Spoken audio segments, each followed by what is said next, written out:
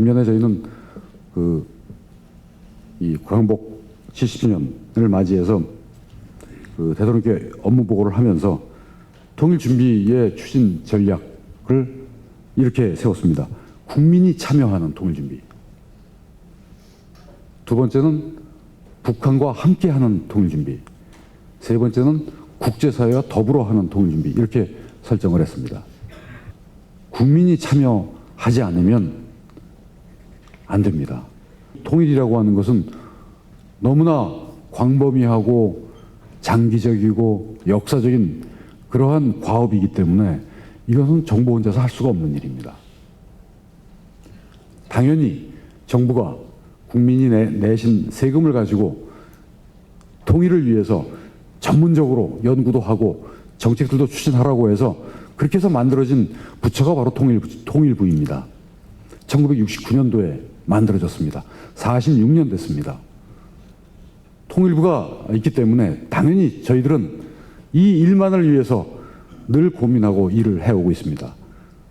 저희들이 할 일은 우리 국민들께서 통일 문제에 대해서 더 많은 관심을 가지시고 또 통일과 관련해서 정부나 아니면 민간에서 하는 그런 통일 준비 활동에 국민들께서 더 많이 참여하실 수 있도록 격려해드리고 또 인도해드리는 그런 역할을 저희들은 하고 있습니다.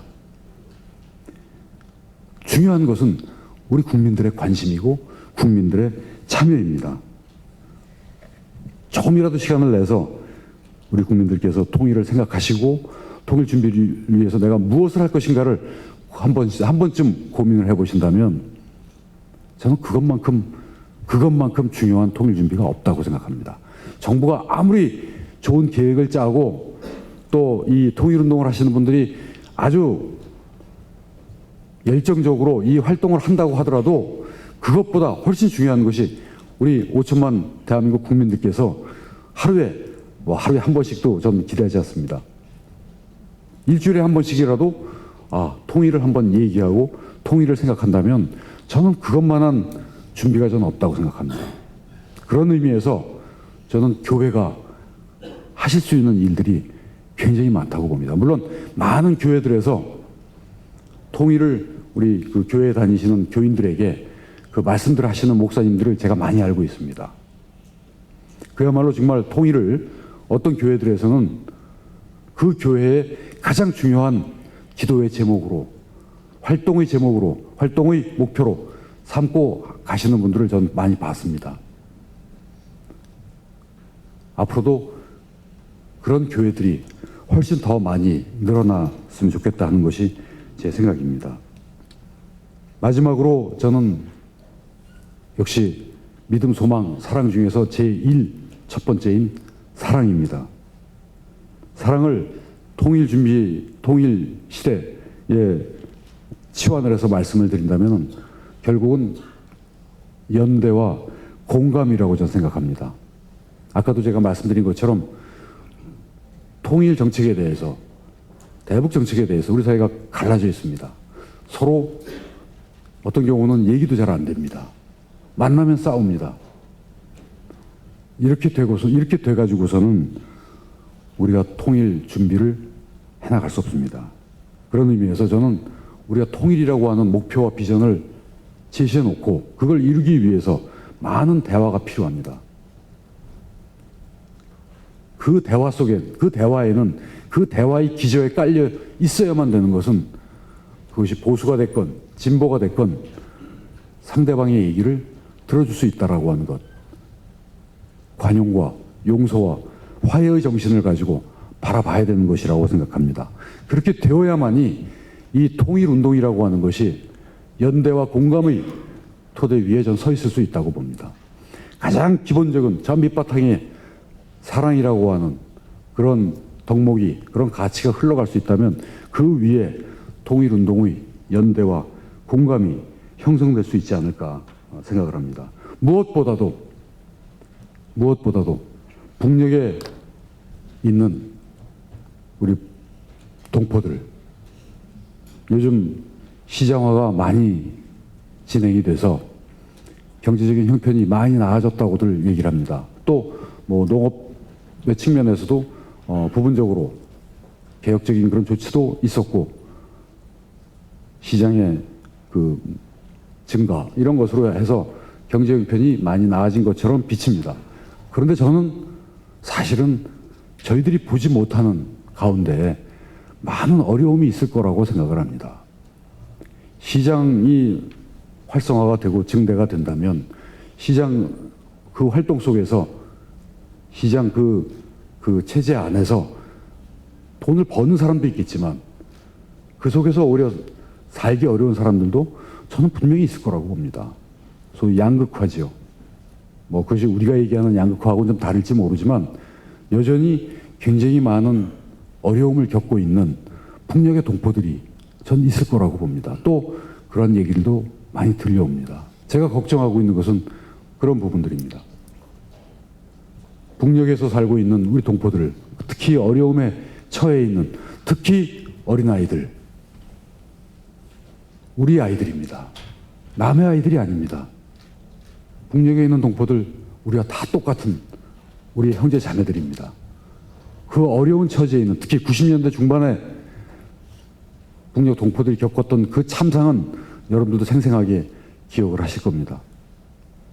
저는 지금 그런 90년대 중반에 그런 어려움이 있지는 않지만 그러나 우리가 보지 못하는 곳에 우리에게 잘 보이지 않는 곳에서 많은 북녘의 형제 자매들이 어려운 처지에 있지 않을까. 그것이 늘 염려스럽습니다.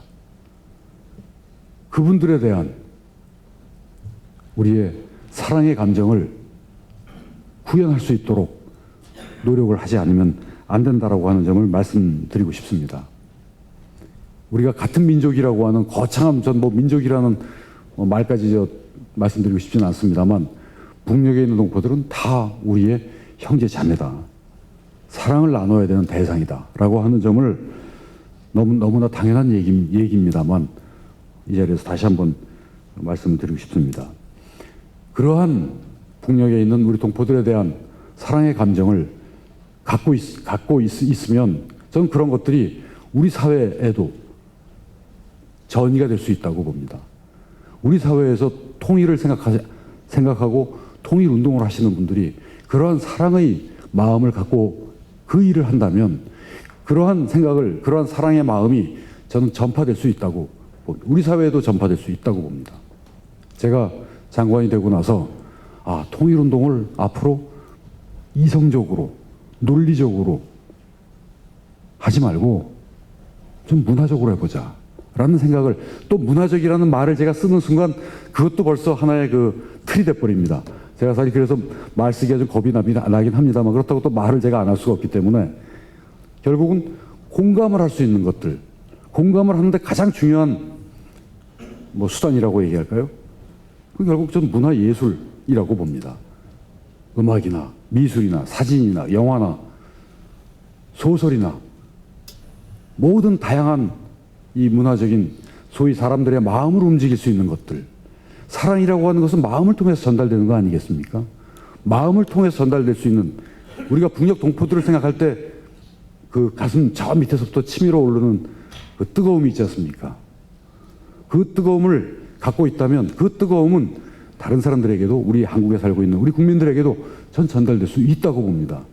그러한 사랑의 마음을 갖지 않은 상태에서 통일 정책을 추진한다고 하는 것은 그건 굉장히 딱딱하고 또 금방 사라지기 쉬운 것이라고 저는 생각합니다.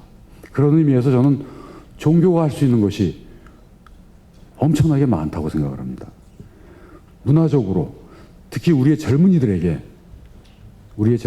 통일을 얘기할 때 딱딱한 얘기로 아주 고리타분한 내용을 가지고 그리고 논리적으로 또 심지어는 위압적으로 이렇게 얘기해가지고서는 우리 아이들이 통일을 과연 생각할 수 있겠습니까? 이건 내 일이 아니야. 그래도 저희들 세대만 해도 분단된 지 얼마 안 된 상태에서 태어나고 자랐기 때문에 분단이라고 하는 것이 이게 정말로 부자연스러운 것이고, 물론 그 당시 60년대 70년대 한국 사회에는 도처에 멸공, 통일 뭐 승공통일 이런 구호가 붙어 있었죠. 또 뭐 6.25 때 되면은 반공 포스터를 그린다든지 아니면 글짓기를 한다든지 이런 것들이 늘 벌어지는 일들이었습니다. 지금은 그런 것도 없죠. 지금은 그런 것도 없습니다. 생각을 할 수 있을, 그것을 느낄 수 있는 기제가 없는 거죠. 계기가 없습니다. 물론 지금도 뭐 포스터도 그리고 그렇게 하는 것 같습니다. 글짓기도 하는 것 같습니다. 그러나 지금 우리 젊은 아이들, 청년들에게는 역시 통일은 남의 얘기입니다. 내 얘기가 아닙니다. 사실은 부모의 얘기이기도 하고 또 할아버지의 얘기이기도 한데 우리가 걸어왔던 길 속에 우리가 걸어왔던 길 자체가 분단의 길이기 때문에 그 길을 이해하는 것이 그 길을 공감하는 것이 통일 문제를 공감하는 굉장히 빠른 길이라고 생각합니다. 우리 분단 국가입니다. 진짜 아프지요. 정말로 아픕니다. 고통스럽습니다. 여기서 불과 한 40km 가면은 육중한 철책이 있습니다. 엄청난 화력이 집중이 되어 있습니다. 저 화력들이 다 터지는 날이라면 우리 한반도는 다 날아갑니다. 그걸 지금 이고 살고 있는 그런 사회입니다. 그런 나라입니다. 그런데 어떻게 우리가 분단을 이렇게 막연하게 생각할 수 있습니까? 어떻게 통일을 이렇게 먼 과제로 생각할 수 있습니까? 생각만 해도 저는 아찔하고 끔찍합니다. 그런데 지난 70년 동안 우리는 그 상태로 살아왔습니다. 그리고 그 상태 하에서 엄청난 성과를 이뤄냈습니다. 이제는 우리가 이뤄낸 그 성과의 그 토대 위에서, 그 저력의 토대 위에서 통일로 가야 됩니다. 이 어색하고 아프고 정말 생각하기에도 끔찍한 이 분단의 이 바탕을 갈아엎어버려야 됩니다. 통일의 길로 바꿔버려야 됩니다. 그걸 우리가 해야 됩니다. 지금 우리가 하지 않으면 안 됩니다. 이걸 후세들에게 더 이상 난 이제 더 이상 못하겠으니 모르겠다. 뭐 하든지 말든지 너희가 알아서 해라. 너희들 일이다. 라고 해서는 안 됩니다. 지금 이 시대를 살고 있는 특히 저는 이 시대의 기성세대들이 이제는 정말 책임감을 갖고 다 같이 나서야 합니다. 그걸 하기 위해서는 공감과 연대의 정신이 저는 필요하다고 봅니다. 공감과 연대라고 하는 그것은 말이 참 막연하긴 하지만 저는 막연하지 않다고 생각합니다. 오늘 이런 자리도 그 공감과 연대가 저는 만들어지는 자리라고 생각합니다.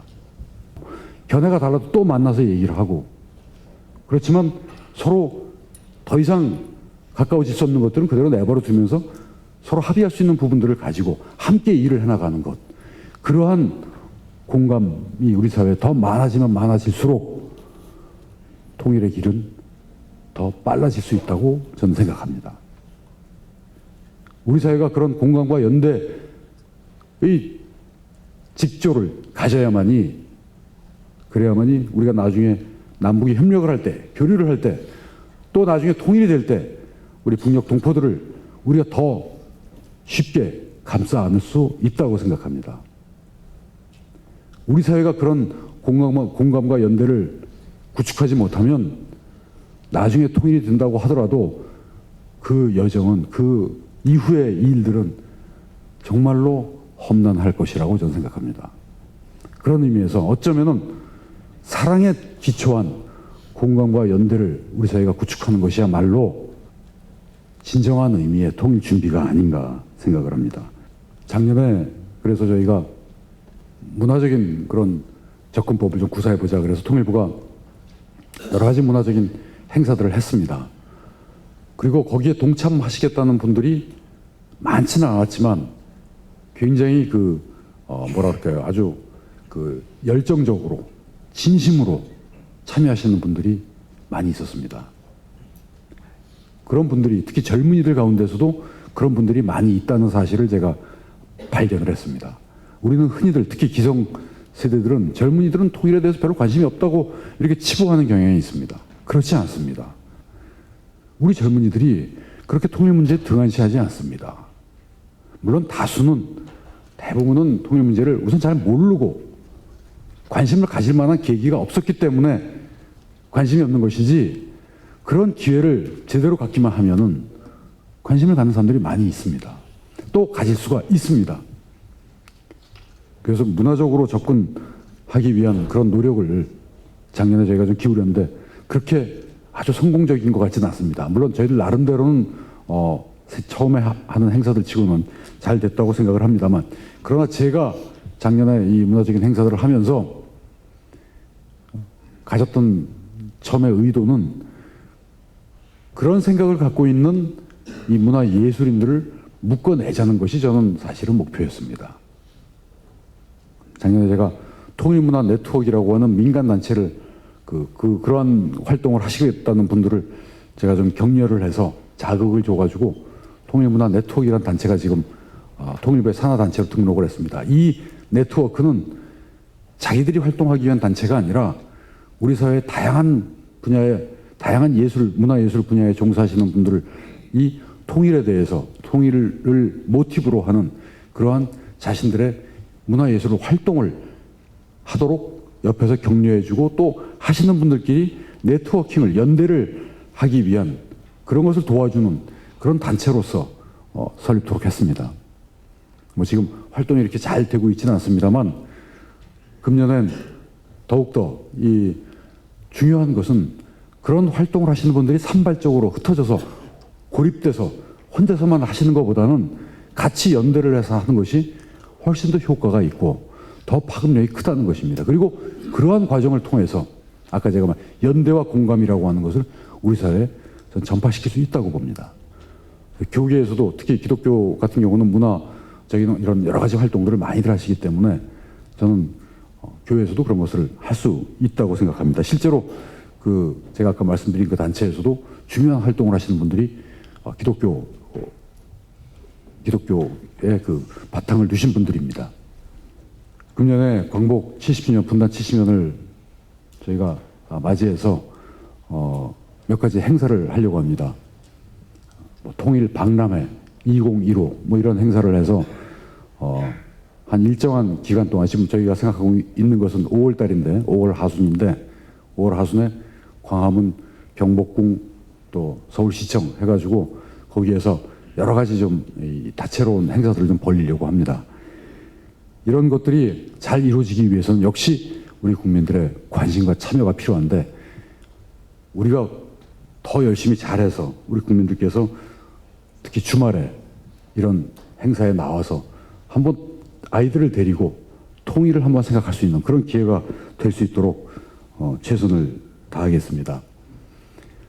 앞으로 남북관계가 금년에 이런 여러 가지 행사들이 잘 이루어질 수 있다면 또 북한이 거기에 호응해서 남북 간의 여러 가지 문화 사업들 이런 것들이 이루어질 수 있다면 금년에 우리 사회에 대해서 이 통일 준비의 어떤 하나의 중요한 촉발이 될 수도 있을 뿐만 아니라 남북 관계도 저는 개선될 수 있는 그런 계기가 될 수 있다고 생각을 합니다. 우리 국내에서의 통일 준비와 남북 관계의 발전이라고 하는 것은 서로 이 선순환이 될 수 있을 것이다. 이런 기대를 하면서 금년에 최선을 다해서 일을 해 나가고자 합니다.